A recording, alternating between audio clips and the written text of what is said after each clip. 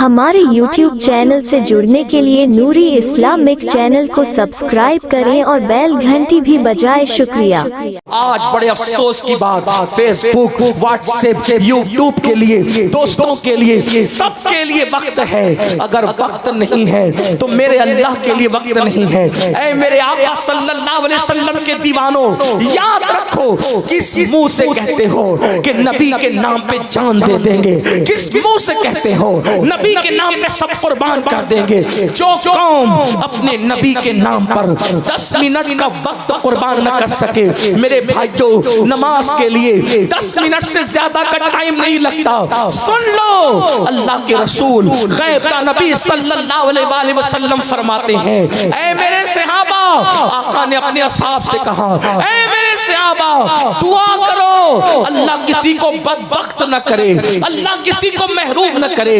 इस हदीस को दिल के कानों से सुन लो, मेरी बात पे तवज्जो करें, गौर फरमाएं। अल्लाह अकबर। आका क्या फरमाते हैं, ऐ मेरे सहाबा, ये दुआ करो, अल्लाह किसी को बदबख्त और महरूम न करे। सहाबे किराम ने अर्ज़ की, आका बदबख्त कौन है, महरूम कौन है? तो आका फरमाते हैं, जो नमाज छोड़ देता है वो बदबख्त भी है और वो महरूम भी है। और मेरे आका ने यहाँ तक फरमाया, जिसने जानबूझकर नमाज छोड़ दी वो मेरे जिम्मे से बाहर हो गया, वो मेरे जिम्मे से खारिज हो गया।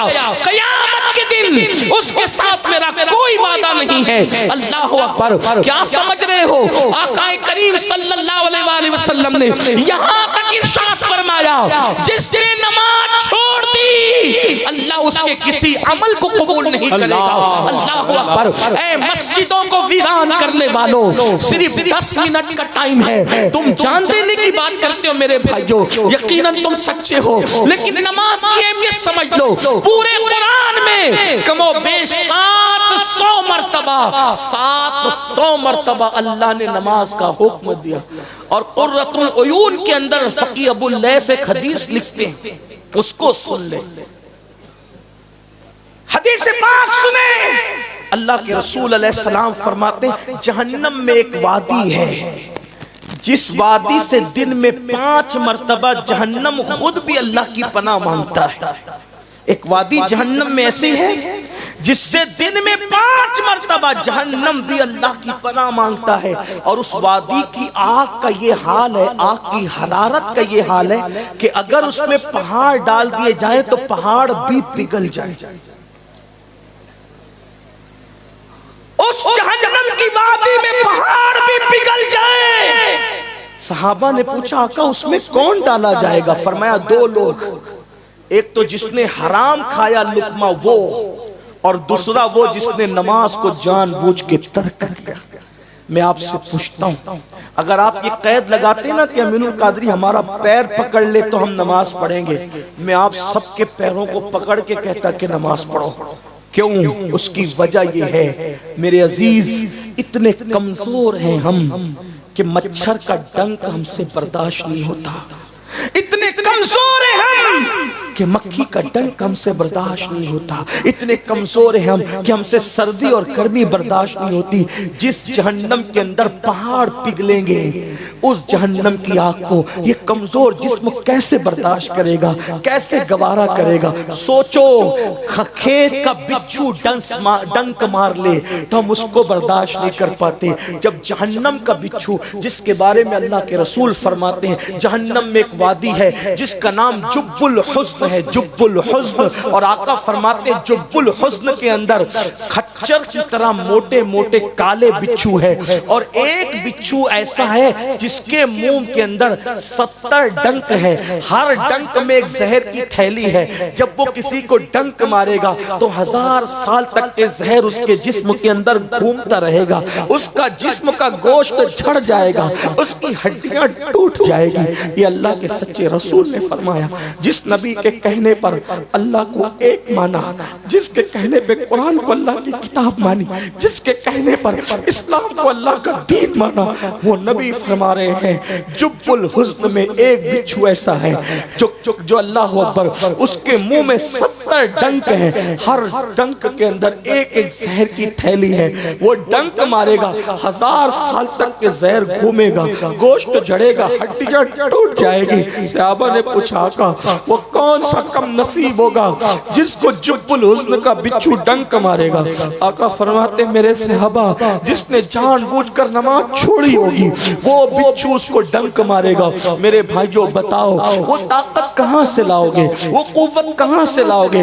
جو قوم مکھی اور مچھر کا ڈنک برداشت نہ کر سکے وہ قوم وہ بچھوؤں کا ڈنک کہاں سے برداشت کرے گی؟ آپ کے خوبصورت بھولے بھولے چہرے دیکھ کر دل میں خیال آتا ہے ہاں ان چہروں کا کیا بنے گا جب ان چہروں پر جہنم کی آگ بھڑکائی جائے گی۔ دیکھو حضور نے فرما دیا سچ ہے، آقا نے فرما دیا سچ ہے، حضور کے فرمان میں شک کرنے والا مسلمان سچا نہیں ہو سکتا۔ اس لیے یاد رکھو آج توبہ کرو، بدلو، تبدیل کرو۔ تو عرض کیا کر رہا تھا؟ عبد الملک بن مروان کے دربار میں وہ کفن چور کہتا ہے قبلے سے چہرہ پھرا تھا اور آگ بھڑک رہی تھی قبر میں، تو میں نے پوچھا کون ہے؟ تو کہا گیا یہ بے نمازی تھا۔ پھر میں دوسری قبر کی طرف بڑھا اور میں نے دوسری قبر کھولی، تو جیسے ہی میں نے دوسری قبر کھولی تو یہ اس کو تھوڑا سا ہٹا دو اور میری توجہ آپ میری بات آپ توجہ سے سن، ہٹا دو بھیا اس کو، اللہ آپ پہ رحم کرے، جو بھی کر رہے ہیں سمیٹ لے۔ درود شریف بند کر دیں، درود شریف پڑھنے آپ، درود شریف پڑھنے سب مل کے بابا سے بلند پڑھے درود شریف۔ اللہم صلی علی سیدنا و مولانا محمد معدن الجود والکرم وآلہ وصحبہ وبارک وسلم صلاۃ و سلام علیکہ یا جد الحسن والحسین۔ تو میں وہ کفن چور کہتا ہے جب میں دوسری قبر کو کھولنے کے لیے گیا تو میں نے کھولا تو کیا دیکھا کہ اس کے اندر انسان کا جسم تھا اور چہرہ سور اور خنزیر کا تھا۔ توجہ سے سنو میرے جوانوں، نشہ کرنے والوں، شراب پینے والوں، شراب کی گولیاں کھانے والوں، شراب کی بوتلیں گلے کے اندر انڈیلنے والوں، نشے کی گولیاں کھانے والوں، دوا کے نام پہ شراب پینے والوں، نام بدل بدل کر شراب پینے والوں، اللہ اکبر اپنے آپ پہ رحم کرو۔ ارے نادان، میں نے جو نماز کی اہمیت بتائی کتنی اہم ہے نماز، اہم العبادات ہے، افضل العبادات ہے، اشرف العبادات ہے، 700 بار کم و بیش نماز کا حکم ہے۔ صحابہ کہتے جو نماز پڑھے وہ مسلمان ہم اس کو سمجھتے تھے، جو نماز نہیں پڑھتا تھا ہم اس کو مسلمان نہیں سمجھتے تھے۔ اعلیٰ حضرت نے فتاوی رضویہ شریف میں مذہب نقل کرتے ہوئے لکھا کہ کئی صحابہ کرام بے نمازی پر کفر کا فتویٰ دیتے تھے، کئی کتابوں کے اندر یہ بات لکھی ہے، اس پر کس کا فتویٰ، اس پہ کس کا فتویٰ، او بے نمازی تجھ پہ صحابہ کا فتویٰ ہے، تجھے سب پہ لگے ہوئے فتووں کی فکر ہے، اپنے پہ لگے ہوئے فتوے کی تجھے کوئی فکر نہیں ہے، اور تجھ پر دنیا کے کسی انسان پر تو مفتی صاحب نے فتویٰ لگایا جو قابل تعظیم ہے، لیکن تجھ پر تو صحابہ فتویٰ لگا رہے، او بے نمازی، اور صحابہ بھی کفر کا فتویٰ لگا رہے۔ حنفی اور مسلک ہونے کی وجہ سے میں بے نمازی کو ڈائریکٹ کافر نہیں کہتا، لیکن اتنا ضرور ہے میرے امام بھی کہتے ہیں جو نماز میں سستی کرے گا ڈر ہے کہ کفر پہ مرے گا، جو اذان کا جواب نہیں دے گا دنیا کی باتیں کرے گا اذان کا جواب دینے کی بجائے، میرے امام نے لکھا کہ ڈر ہے کہ وہ کفر پہ مرے گا۔ اتنی اہم ہے نماز، لیکن نماز سے بھی اہم کوئی چیز ہے۔ کیا چیز ہے نماز سے اہم؟ اگر آپ نماز پڑھ رہے ہو سانپ آ جائے اور ایسا لگے کہ ڈنک مار دے گا تو اسلام کیا کہتا ہے؟ نماز توڑ دے، جان بچا لے، یہی ہے نا؟ نماز اتنی اہم اور اس سے اہم جان بچانا۔ نماز پڑھ رہے تھے کوئی کنویں میں گرنے لگا تو کیا حکم ہے؟ نماز توڑ دو اور اس کی جان بچانا۔ پتہ چلا نماز سے اہم جان بچانا، نماز اتنی اہم اور اس سے اہم جان بچانا۔ اب آپ بتاؤ جب جان بچانے کے لیے نماز توڑ سکتے ہیں تو جان بچانے کے لیے نشہ کیوں نہیں چھوڑ سکتے؟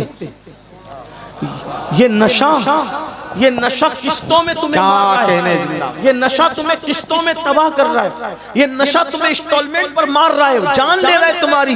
یہ گٹکا، یہ شراب، یہ جوا، یہ نشہ آور دوائیں پھیپڑوں کو کھا رہی ہے، کینسر پیدا کر رہی ہے، منہ کا کینسر، خون کا کینسر، پھیپڑوں کے اندر کینسر، اس لیے بیماریاں جنم لے رہی ہے۔ توبہ کرو نشے سے۔ اسلام نے نشے کو منع کیا اور حقے کو آج نوجوان لوگ بہت عام کر رہے ہیں، یہ حقہ حقہ، یاد رکھنا یہ حقے کو میں ڈائریکٹ حرام تو نہیں کہتا، کیسے کوئی مفتی بھی تھوڑی ہوں جو میں کوئی حکم لگاؤں، حقے کو ڈائریکٹ حرام نہیں کہتا، لیکن حقے کی وجہ سے سگریٹ اور سگریٹ کی وجہ سے پھر دوسرے نشے عام ہو رہے، تو چھوٹی برائی پر ہی پابندی لگا دو تاکہ بڑی برائی کی طرف ہماری نسل نہ جا سکے۔ اس لیے یہ حقہ وغیرہ، تمباکو، گٹکا اور جو سگریٹ، ان سب چیزوں سے سچی توبہ کرو، ورنہ وہ بیماریاں ہوگی کہ جس سے نپٹنا مشکل ہو جائے گا۔ کینسر ہو جائے تو کمانے کے قابل نہیں رہتا انسان، اور پھر علاج اتنا مہنگا، پھر دکھ الگ، تکلیف الگ، اور حالات یہ کہ پھر قرض لے لے کر بلکہ بھیک مانگ کے علاج کرنا پڑتا ہے لوگوں کو۔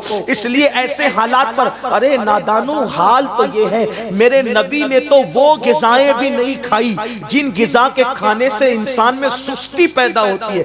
رسول اللہ نے سست کرنے والی غذاؤں کا بھی استعمال نہیں کیا، اور میری قوم بے ہوش ہونے والی چیزوں کو استعمال کر رہی ہے، نشہ کرنے والی چیزوں کو استعمال کری۔ میدے کی روٹی اللہ کے رسول نے کبھی نہیں کھائی، کیونکہ پیٹ میں میدہ جاتا ہے، میدہ پیٹ میں، آپ کیا کہتے ہیں میدے کو؟ میدے ہی کہتے ہیں۔ میدے کی روٹی پیٹ میں جاتی ہے تو پھول جاتی ہے اور انسان کو سست کر دیتی ہے۔ تو اللہ کے رسول علیہ السلام نے ہر اس جائز غذا کو بھی ترک کیا جس میں سستی آتی ہو۔ اللہ کے رسول اپنی امت کو سست بھی نہیں دیکھنا چاہتے تھے، اور یہ قوم نشے میں ڈوب گئی ہے، بے ہوش ہو رہی ہے۔ سن لو، عبد الملک کے دربار میں وہ کفن چور کہتا، میں نے دیکھا کہ منہ سور کا تھا، جسم انسان کا تھا، اور قبر میں آگ بھڑک رہی تھی، اور میں بھاگا تو آواز آئی، نہیں پوچھتا کہ کیا ہے اس کے اندر اور یہ کون ہے؟ تو میں نے پوچھا یہ کون ہے، اس کے ساتھ یہ سلوک کیوں ہو گیا ہے؟ تو جواب آتا ہے یہ دنیا کے اندر نشہ کرتا تھا،